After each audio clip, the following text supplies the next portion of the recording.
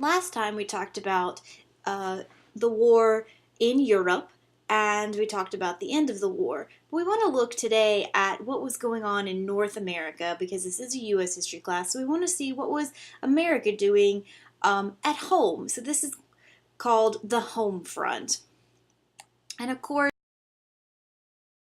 during World War II, we were struggling with the Great Depression. And part of what's going to pull us out of the Great Depression is this mobilizing for war. We're going to shift from a peacetime economy to a wartime economy. And this mobilizing for war was really 100%. Everybody's involved, from women to minorities to all sorts of private companies. Everyone's going to get involved in the war effort. So let's look at the spending that went into World War II. So you can look at this in this image, and you have in 1941, we're still not completely committed, but then in 1942, you can see that the spending starts to go up dramatically, and we're going to start providing aircrafts and ships and ammunition and all sorts of goods for war. By 1944, you're going to have 35% of the gross domestic product being in materials. So that spending and the jobs provided is going to sort of pull us out of the Great Depression. FDR was saying, quoted as saying that the United States was going to become the arsenal for democracy. And you can see this is a picture of General Motors, and they're no longer making Model Ts and cars that maybe only a few people can buy. They're manufacturing massive amounts of tanks because they're in high demand. In 1942, Fisher, who makes the car bodies for Model Ts, is going to completely stop making that and start making tanks. The bulk of B-24 bombers are made in America. They're going to make about 2,000 engines a month. So you can see just the massive amount of production. So in 1942, 44, if you wanted to find like a car, like a consumer car, good luck, because they stopped making them. So how do you fund all of this? I mean, obviously, the going to fund a lot of it, but you still have to have money coming in to pay for all of this stuff. And the majority of it will come from the government, but the government is going to encourage people to buy war bonds. And basically what a war bond is that you invest in the government and you invest in the war. So you can buy a war bond for as little as like $18.75, and then 10 years later, since you've invested in the government will pay you back. So if you buy a war bond for $18, in 10 years, the government will give you $25. Of course, you can get larger war bonds, but the United States wanted the American people to feel invested in the war. And this even into like the comic books that kids were reading. You've got war bonds fighting off Hitler and Mussolini in the common day comics. So when the men are off at war, that's available empty, and there's a high need for workers. So who's going to fill that gap? Well, you've got women, and they would start an advertising campaign to get women involved. And this is a very famous Norman Rockwell cover for the Post, and it shows this woman who is working on the assembly line. She's got the riveter in her lap. Her hand is very masculine and reaching across onto her lunch pail that says Rosie, and underneath her feet is a copy of Mein Kampf. And this, of course, was a magazine that everybody read, and this was on the cover, so you can see that there's this push for women to support the war effort, not only at home, the workforce. Poster. This was done sort of in the same fashion as the Norman Rockwell, and just encouraged women to enter the workforce to support the war effort. Women are going to find jobs as electricians, welders, riveters, in defense plants. This is Rosie the Riveter, because remember on the normal Rockwell, her hand was on the lunch pail and it had Rosie on it. So her image, this image, became known as Rosie the Riveter, and she's going to become the icon for World War II and women entering the workforce. There's going to be an effort to get people to conserve, right? We saw this in World War One. Well, you're going to see it even again in World War Two. Even with the massive amounts of spending, that doesn't mean that people at home suddenly are able to buy a lot of stuff, because the stuff's not available, right? It's not being produced for the home front. It's being produced to be shipped overseas to Europe. So people are back at work, but they're not producing consumer goods. They're producing wartime goods. So you're going to see advertisements for people to plant victory gardens, and people to share a car, because rubber and steel and all of that is very scarce. Women stop wearing pantyhose because the nylon is in such high demand. Communities are going to conduct scrap metal drives because they need to help build the armaments necessary to win the war. So there's during World War II. And if you're not familiar with what rationing is, it means that even if you have the money, you go to the store, the government's not going to allow you to buy more than what they think you need for your family. So you go to the grocery store with these coupon books and it says you're allowed to buy 1 quart of milk, because if you were to buy more than that, there might not be enough available for everybody. So you definitely be aware that rationing was definitely going on during this time period. Goods were scarce. So let's look at African Americans during this time period. Of course, African Americans were serving in military positions, but they were segregated. The white and black units did not mix. Of course, the most famous unit, or African American unit, is the Tuskegee Airmen. They were the first black airmen. They were part of the 302nd Fighter Group. They all trained at Tuskegee, so they were known as the Tuskegee Airmen. Even though they were segregated, they definitely felt a strong desire to serve their country and a strong patriotism, and they had this thing called the V, and what it meant was victory in Europe and victory on the home front, because they felt that if they could serve their country and show that they were just as capable in fighting and winning victory in Europe, they could also come home and fight and win victory for equality for African Americans at home. So they started the double V, victory in Europe and victory at home.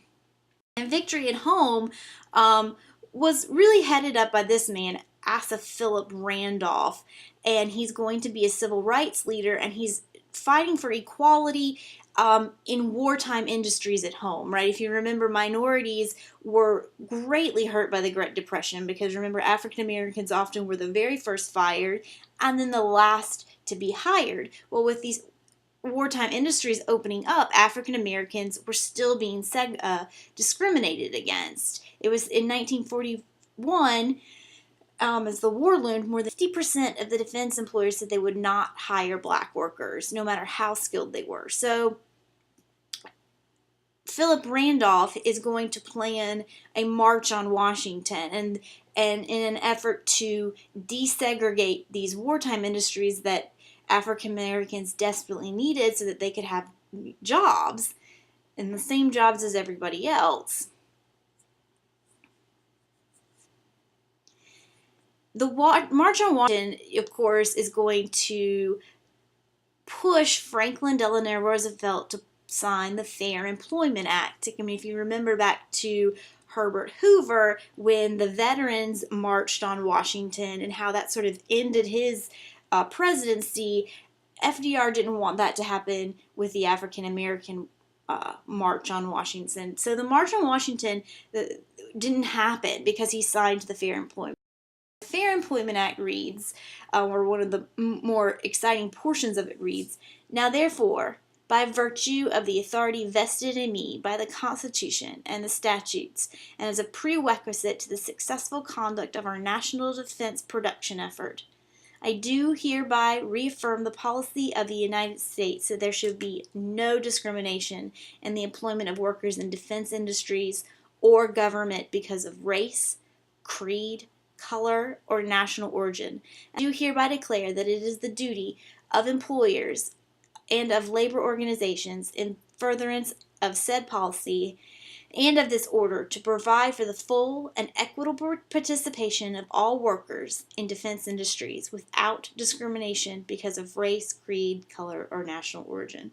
So the Fair Employment Act was a huge step forward for African Americans, and it's also going to be a stepping stone for the civil rights movement. A lot of the people who worked for the Fair Employment Act, like Randolph, are going to be seen again when we study the civil rights movement.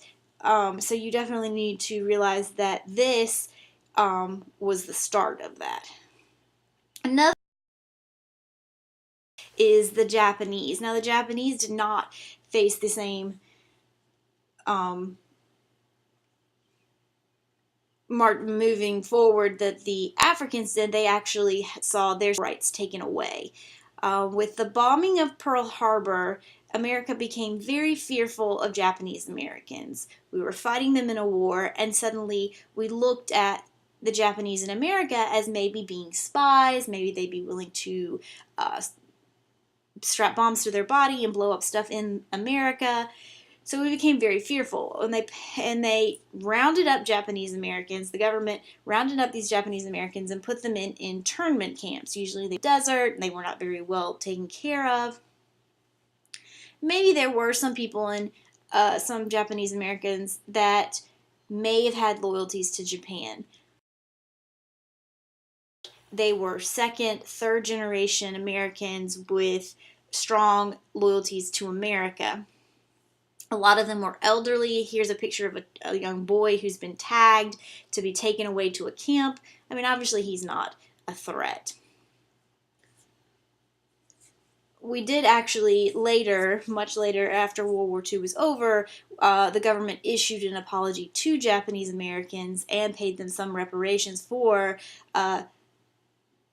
sending them to internment camps during the war, because they oftentimes, when it was over and they were released, they would return to their homes and their homes would be vandalized and they'd have to start over. So let's look at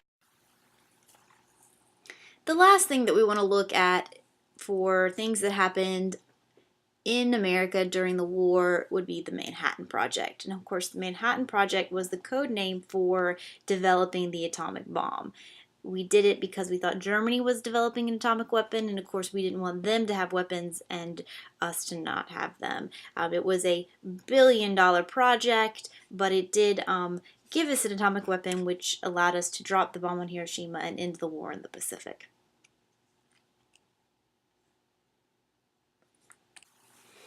So now we're going to switch gears a little bit, and we're going to leave the home front and go back to Europe. And we want to talk a little bit about the Holocaust. You're probably pretty familiar with the Holocaust, but we want to look at what you need to know for this class.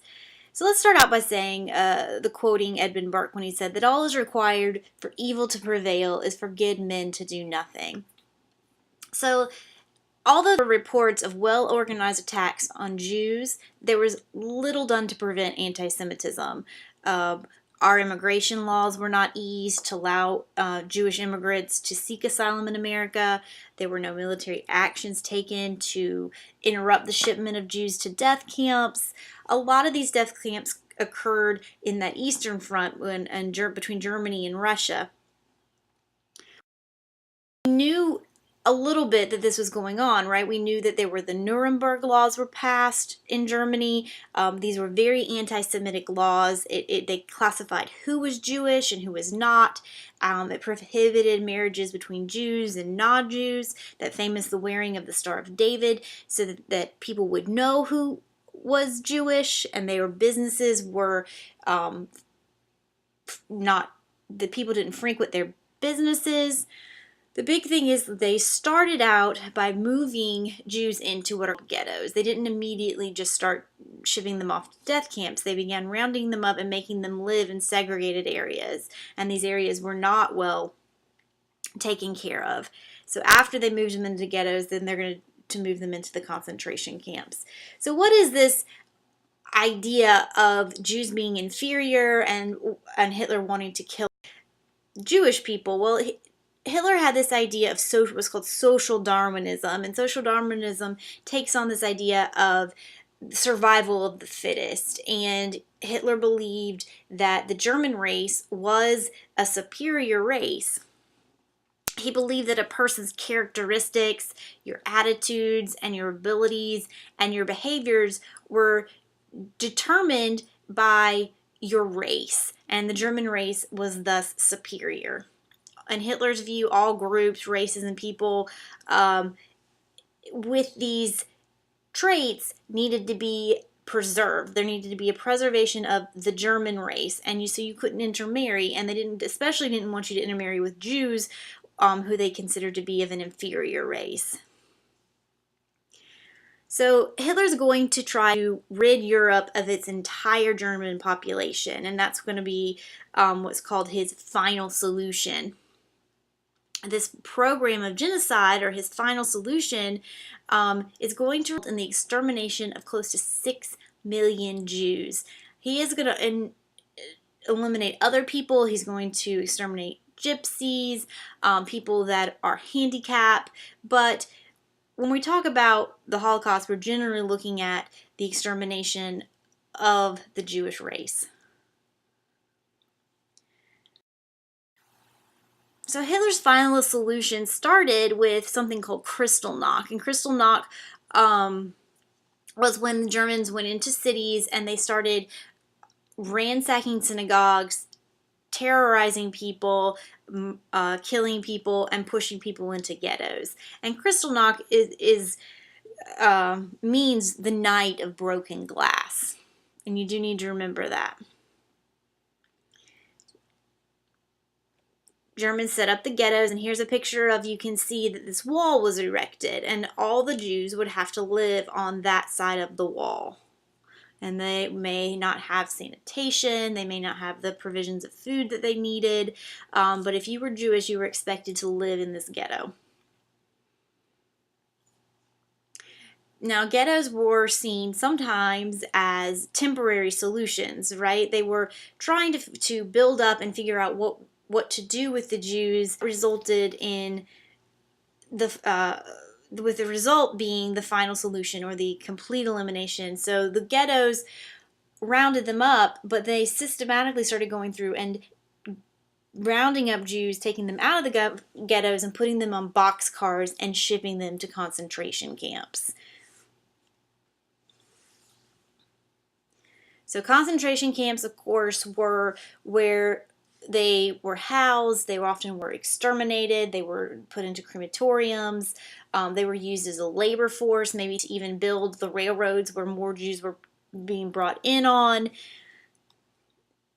You're probably pretty familiar with those death camps. You may not be aware that Jews were even experimented on. So here's a picture of a prisoner who has been subjugated to a low pressure experiment. So they want to find out how high their airplanes can fly.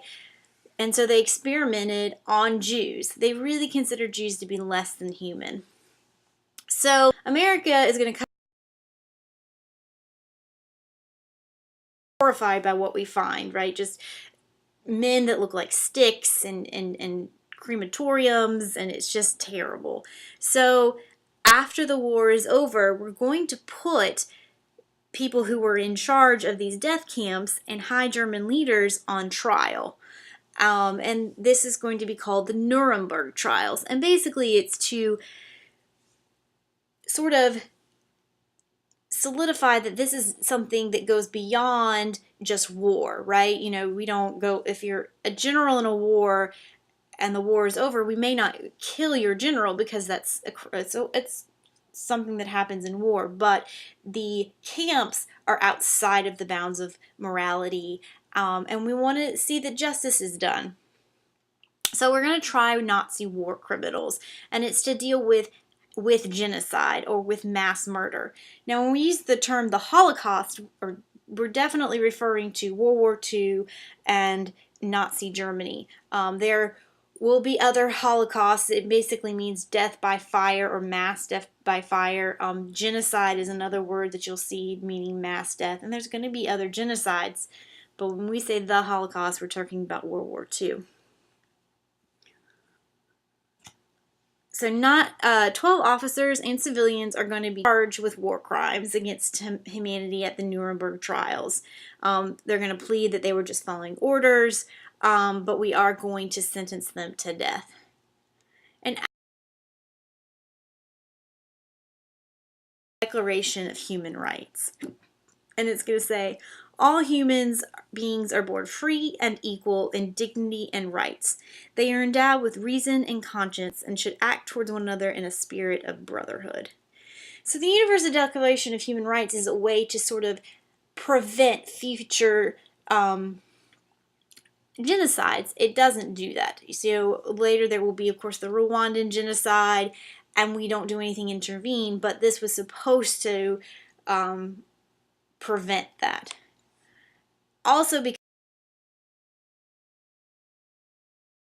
that we didn't really step in to help them, we are going to support the Jews in their decision to create their own state, right? They don't want to build or have a home in Germany.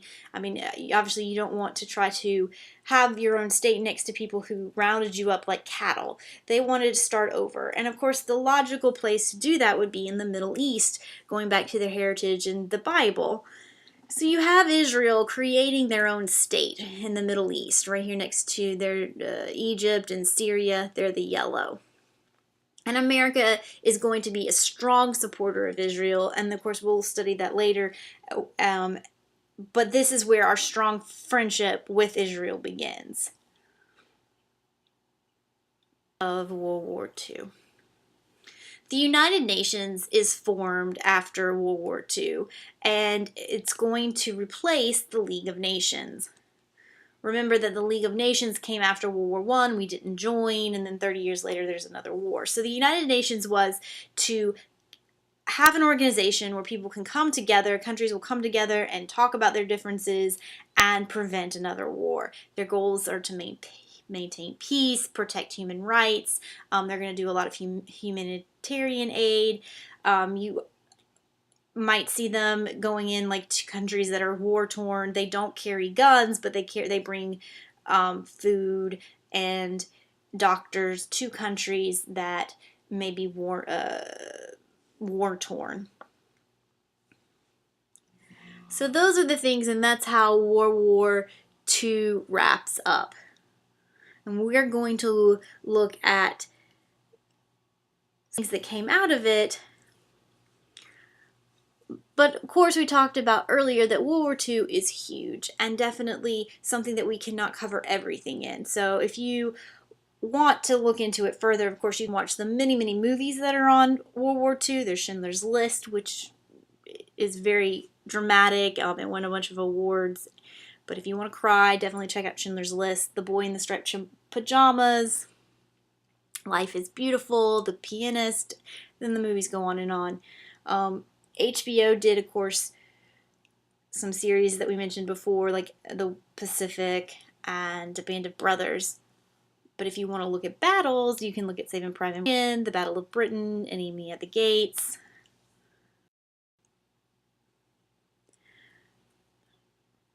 And then, of course, these are the sites that I used to put the presentation together.